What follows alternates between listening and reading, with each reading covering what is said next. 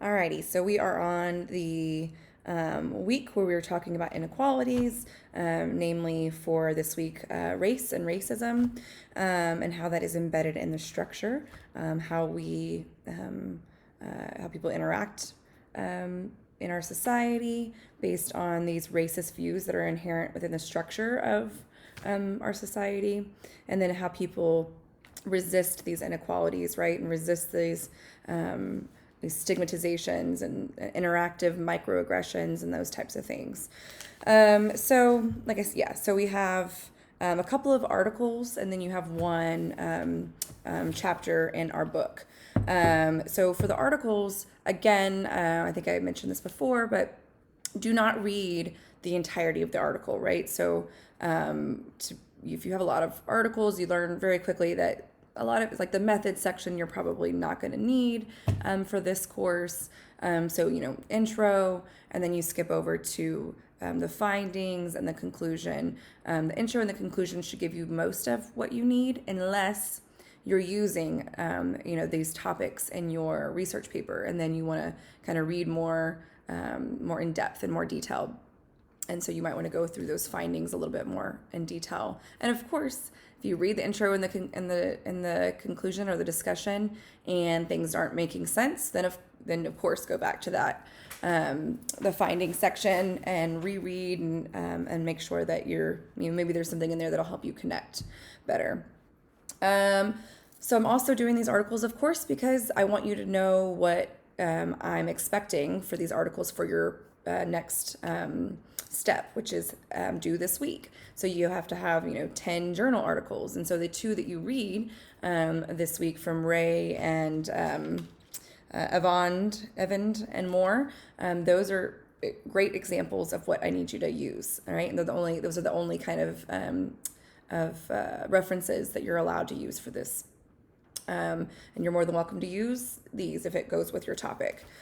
We're talking about navigating racism really this week, explicitly and implicitly, how that is in the structure, and then how our agency comes into play with these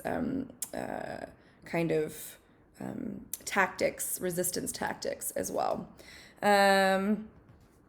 So let's just get into the actual pieces. So first you have the Carissa Froyam, Professional Emotional Labor as a Racial Project, chapter 33 in your book. And so she really goes over how the organization frames and constructs expectations that are really inherently racialized. They're putting this kind of lesser respected emotion work. And if you remember, maybe from our gender week, or just in your own kind of understanding of the world, is that a lot of times women, right, are supposed to be the emotional ones and the nurturers, the people that have to take on this emotion work. We are in a hegemonic patriarchal society where women are underneath men. And so any jobs or any kind of emotion work, any of those kind of qualities mean that if you're saying that they're inherently female or feminine, then they're inherently lesser than. And so then, of course, to go in with those same hierarchies that we have in the society, you have marginalized statuses beyond just being a woman. And then there's also, of course, people of color and other identities of marginalization. And so that emotion work then gets placed on people of color, especially in a lot of these, like you're going to read these institutions, as a way of maintaining these social hierarchies, right? And not to say that this is conscious, that we're meaning to do these things, right? So for a lot of women, they just do it, right? Because that's what you've been taught. The biggest feminists that who are fighting for equality, who say, I don't have to be this way or that way, right? Just because society says, still can fall into those traps, because that's how we're socialized. That's how the expectations that come from our society, for the institutions, sometimes you just fall into it, not even really noticing that you're doing it. And sometimes we expect others to make sure to do those things as well, despite our, conscious understanding of that being wrong to say that just these people are do it and that it's lesser than, because the work is important. We need people to do emotion work, but we need it to be everybody, right? And not to be treated as lesser than. So, you can really see how this emotion work in these institutional settings, especially this particular organization, which I can attest that across the research that's been done in these kind of social service agencies, these nonprofits, a lot of times this is getting put on kind of poor, marginalized, these statuses, women, right? These kind of marginalized statuses are very much so inherent. And then a lot of people aren't getting paid enough, and they're expected to do a lot more work beyond just the work that they get paid for, right? Because emotion work is no less work, but you're not getting paid for it in the way that you do for typing up a report or something, right? Those more tangible things, criteria that you get evaluated on, you're implicitly getting evaluated on this emotion work as well. She talks about the lesser respected emotion work that people of color have to do in this organization, which maintains the social hierarchy, of course, and perpetuates this institutional racism. And of course, like I said, this is complex because the work is good and necessary, right? So these Black folks who are doing this important work really kind of have to comply with this organizational expectation that is inherently racist, but right, it's racist policies. Just the policy is in itself kind of has racist undertones or racism embedded in it, and the expectations of it. But this is important work at the end of the day. And so those people who are working there understand that work, are invested in it, want to help, the young kids that are coming to this kids work organization. And so sometimes they do have to comply with those things. Do they think that it's always fair? No. Like there's that quote where the person got a nasty email and then they were kind of discouraged from speaking up or saying anything, right? You just take it and try to learn from it. And then if they eventually kind of come around to go, yeah, you're right, I was wrong, right? And no, that email that was sent to her in the first place was wrong and terrible. But then, of course, because that's the person who funds them, the organization cannot run without that funding, then you have to comply, right? You have to subordinate, and you have to become kind of subordinate to the powers that be, despite the fact that it was, wrong. So then we move on to that Evans and Moore piece, who they show us how these two groups of, elite school or elite jobs, which is a pilots and then the law school folks. So these people that are people of color who are becoming or have become pilots, and then people that are going to law school to become lawyers, how they navigate racism that's really inherent in these white institutions. And she talks about it being white institutions because literally people of color and also women to some extent were not allowed in these institutions, right? And if they were the secretaries or what is it for law, the maybe the paralegals or something, still secretaries and that kind of thing as well. But they're not, or in the pilot, right, the aviation industry, they're the stewardess or the flight attendants. And so you typically have that kind of racist, sexist hierarchy within these institutions, right? They're called white institutions because they're privileged in that way. And so these people of color who are navigating these historically white institutions, and then there being this kind of racism embedded within it, and these microaggressions, right? That say that, because they just have unconscious assumptions that maybe somebody they didn't understand that what they said was racist, right? That's microaggression whenever you say something and it has racist undertones, and sometimes the white people don't know that they're being racist, and they don't know that is something that is not okay to say, or that what they're saying is just chocked full of assumptions that are and stereotypes that are erroneous and that are biased, and that further perpetuate racism and biases and erroneous assumptions. And so this was a really good one, though, because they talk about not only emotional management, but also dramaturgy and identity work, right? So when these things happen, of course, if you're in these institutions and you want to be successful, you have to comply again, right? You have to resist the temptation of speaking your mind. Or else you'd be considered that angry Black person, right? So to be able to be successful, you have to be white, right? White is right. You got to act like a white person and hold yourself in that way, and not get angry, even though they have more than enough right to be able to get angry. So they have to do these kind of tactics and these resistance things to be able to manage their own emotions, not just emotions of others in the first piece, but they manage their own emotions, and then have this resistance so that it doesn't affect their own identity and their own measurement of themselves. Right? That I can do this. These people, just ignore them, just do all the, these tactics that the piece shows you. And so that's a really great one to show kind of how they do this impression management, right? That kind of goes into that dramaturgical view, and then how that helps their identity. And they have to do this through that kind of emotion management. So it's similar to the Froyam piece because they show how they resist these narratives through creating identity. Oh, no, sorry, that's the next one. Okay, so then finally, Dr. Ray. So Dr. Ray is a professor here at UNLV in the sociology department. So if you are interested in this kind of work, if you were doing your own paper on something of this sort and you want to use her work, by all means, you could also maybe email her or set up a time to meet with her and be able to kind of answer some Q&A, get some more information from the source. So I put this piece in there specifically because it just works perfectly with this module, with this week specifically, but also because it gives you a chance, an opportunity to get familiar with a person who you might have had as a professor, you could have later on, or you can have a direct contact and ask questions that you may have.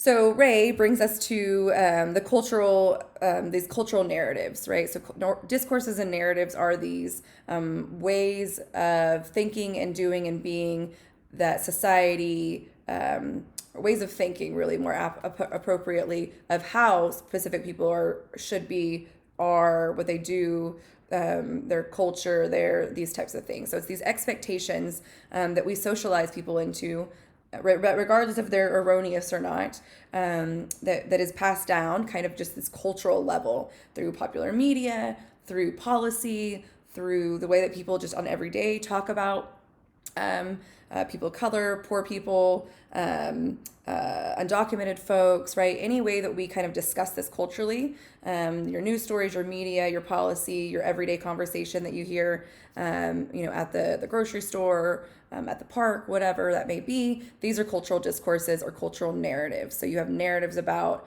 a poor person using food stamps. You have narratives about a poor person of color, person of color, right, in the projects or whatever. What they're gonna what is that cultural narrative, that's erroneous cultural narrative that Ray particularly speaks of, is that one of risk, right? That these young teens are going to get pregnant early. They're going to be using the system, so your Medicaid, your food stamps, those kinds of things, and then they're not going to get education, and they're just going to continue a cycle, right? And so these are risk narratives. These are narratives that assume that because these people look a certain way or from a certain place, then they must be at risk for these things, for these failings. Because as society, we have a certain way of this is how you should be, this is how you should do it. And if you don't do it that way, if you don't look this way, if you're not, you don't go through these steps, then you're not good, you're not right, and typically those are very racialized. And so the things that the historically white way of doing things is the way that if there's anything other than that, then those things are not right. And that's particularly happens to be right. People of color, people in poverty, undocumented, all these different culturally different things for America specifically tend to be thought of in a bad way, right? And so we have dichotomies. We really love dichotomies. And so there's like the right way and the wrong way. So you have deserving and undeserving, at risk and, on the path to success, right? You have all these kind of those ways, and those are typically hierarchical and racialized. And so she talks about the cultural narratives that constrain young women by stigmatizing them into risk narratives that limit their life chances, right? These narratives limit their life chances because people are going to interact with these young women in a way that assumes that they are at risk for these things, and that so they either act like they already are those things, right? Are those risks already, I guess, succumb to those risks, or we got to do things in a way that assumes that if we don't intervene, then you will be at risk, right? And that, or sometimes even as well, there's no point in even putting money into them or reaching out because they're just going to go and get pregnant at a young age, and all those kind of things. It limits your life chances. So she's similar to Froyam, that first reading, because she shows how these young ladies do resist these narratives through creating identities of distance that say, I'm an independent woman, I am a self-made person, I am, all of these kind of good cultural narratives they put into, and so they distance themselves from those risk narratives, the alternative to that good narrative. So then they both establish how they are different from the people that are at risk, but then, at the same time, they reinstate or they perpetuate the narrative, because they, instead of saying that this risk narrative is just wrong, they say that might be right for those people, but I'm not like those people. I'm like this, right?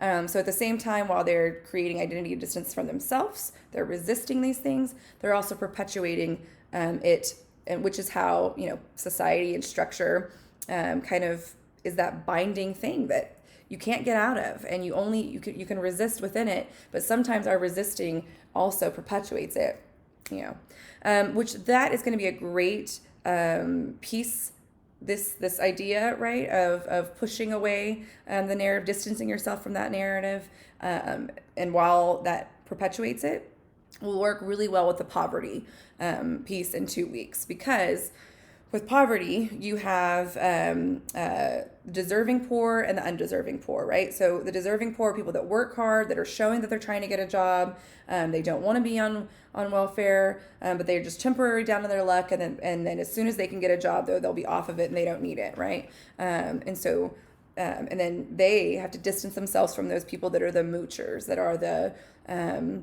people that don't want to work, that are lazy. And so majority of people that are in poverty are deserving, right? Like 99% of people that are on welfare has a job, if not multiple jobs, right? And they are living paycheck to paycheck and doing as much as they can to be able to survive, but they just need that little extra help. They are working hard. They are, doing their best. They're doing everything that you're supposed to do, given the resources and the position that they have.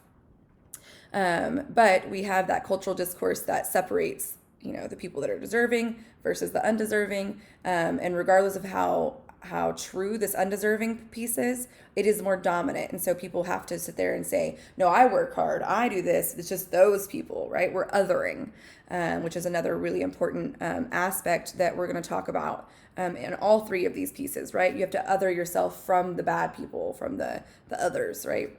And this is a social process that we see all the time. Even people within different ethnicities and cultures even will other within their own, right? So there's a lot of research that shows, or even kind of just popularly known, that in Latina culture, there's still a othering of the people that are darker skinned and lighter skinned. So even within these other little cultural pockets, we other within that, and then so that it is an inherently kind of human tendency, but it's of course whenever those things cause inequalities and